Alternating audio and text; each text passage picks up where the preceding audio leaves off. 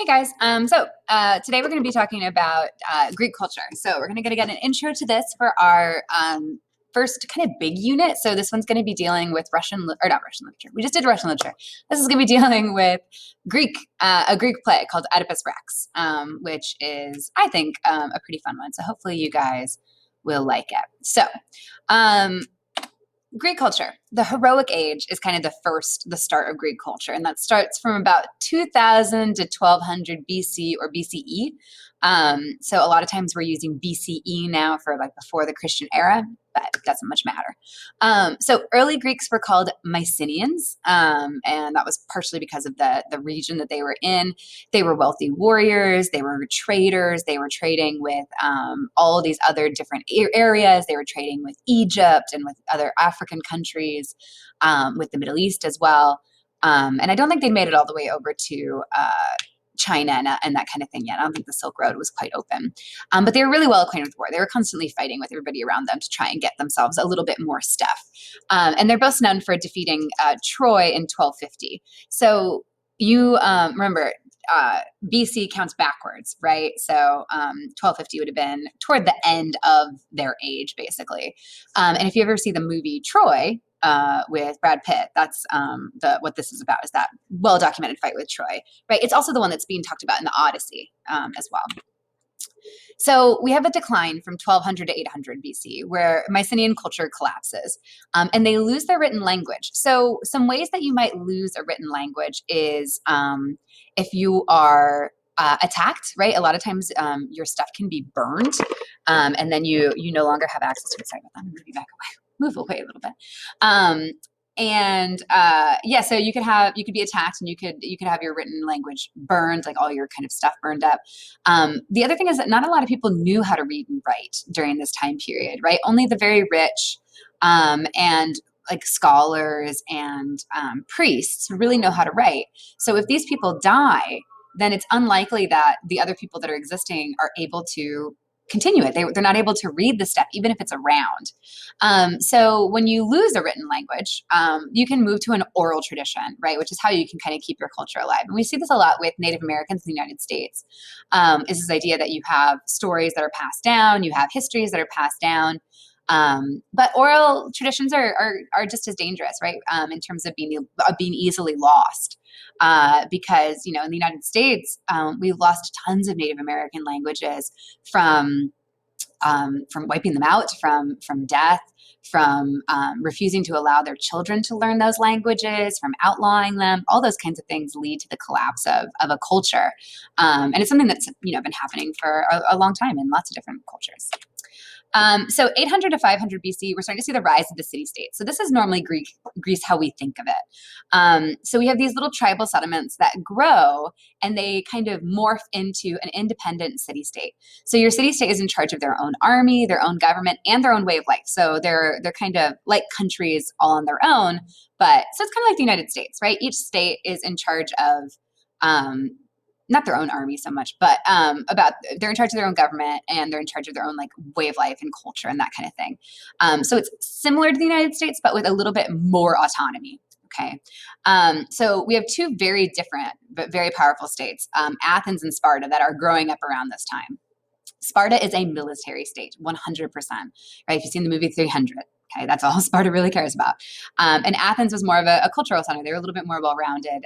They were creating a lot of the poetry and the music and the plays and not books so much, but like the writings that were going on at this time, the histories, all that was coming from Athens. So we have a couple of wars around this time. So we have the Persian Wars. That's all of Greece working together versus Persia. And that is what the movie The 300 about, right? So Athens becomes really powerful after this win. They become even more powerful than they were before. So after that, we have the Peloponnesian War. This is when Oedipus is written, which is the story that we're going to be reading. And this is Athens versus Sparta. It lasts about 27 years. And Athens eventually surrenders, despite the fact that they were super powerful. The problem is that it leaves a power vacuum, right? You lose one of these really powerful states. Sparta isn't really big enough. It was a much smaller kind of city-state than Athens was. It's not really big enough to take over. So then Greece is just weaker because Athens doesn't exist anymore. And that's when Alexander the Great comes in.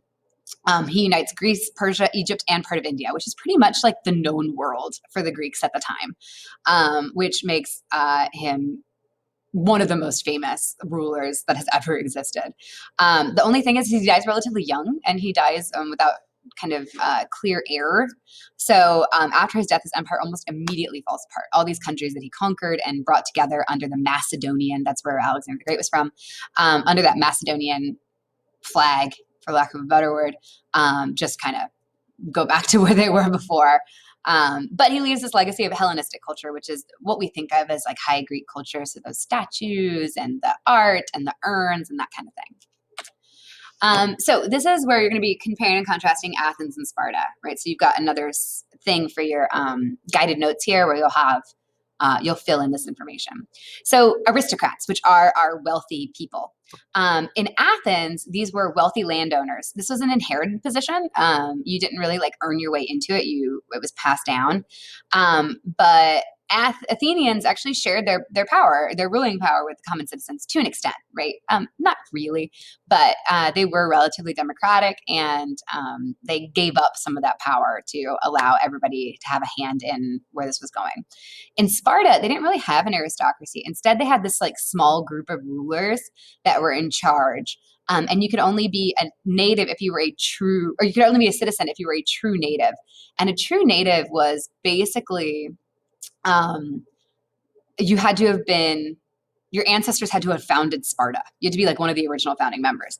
So that's not very many people, right? It's like basically saying that you can't be an American citizen unless your family came over on the Mayflower. It would be a really small percentage of our population. Most of us have come in much, much later. So that's kind of how Sparta worked. That was how you could be a citizen. Otherwise, you were just kind of living there. Commoners are lower class. In Athens, they had a really strong middle class. So they had farmers, they had merchants, resident foreigners. These are foreign people who are living in the state of Athens. And often they were traders. So they would have like a shop or whatever, and they may be of Indian or Roman or Egyptian or whatever descent, and they're just living in Athens because they can make a lot of money there. If you were born in Athens, you could be a citizen. And that was pretty much if you were a man. If you were a man and free and born in Athens, you could be a citizen. But foreigners actually had a fair amount of privileges and duties as well in the country. They were able to, or in the state rather, they were able to participate in government and in helping to make laws and things like that. In Sparta, if you could not trace your ancestry back to ancient Sparta, then you were just a free person, and you worked as a merchant or a farmer, but you had no real say in how Sparta was run. All of that was chosen by those citizens, those people that could trace their ancestry back to Sparta. Slaves. Greece had a ton of slaves, and a lot of times it was just other Greeks that they would have had, that they like took over, or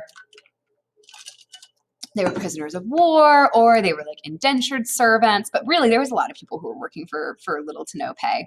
So in Athens, a third of the population were slaves, and they were in charge of manual labor. And that's going to seem like a lot until we get to Sparta. So they had a name for their slaves. They were called helots, and they outnumbered Spartans 7-1. So for every one Spartan, there were 7 slaves, which is just bananas. It's a ton of people. They were in charge of farming the land, and basically doing all of the work that Spartans didn't want to do because they were too busy preparing for war. They received very little of the food that they grew. And every now and then, the Spartans would just declare war on them. And they would decimate the population. So it's not really a fair fight. Sparta had some of the best trained martial people that the world has ever known before or since this point. And they were fighting slaves who were malnourished, weren't well fed, and didn't have any weapons. So it wasn't really so much fighting as it was just murdering a bunch of them so that they would stay in line. Because again, they outnumber them 7-1. So you have to kind of keep them under your thumb. Otherwise, they might rise up against you. So Sparta wanted to make sure that they didn't think that was a possibility, basically.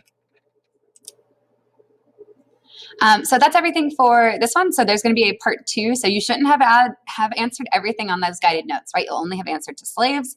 And then we're going to fill in the rest of it on Thursday. So you guys are good here, and I'll see you later. Bye.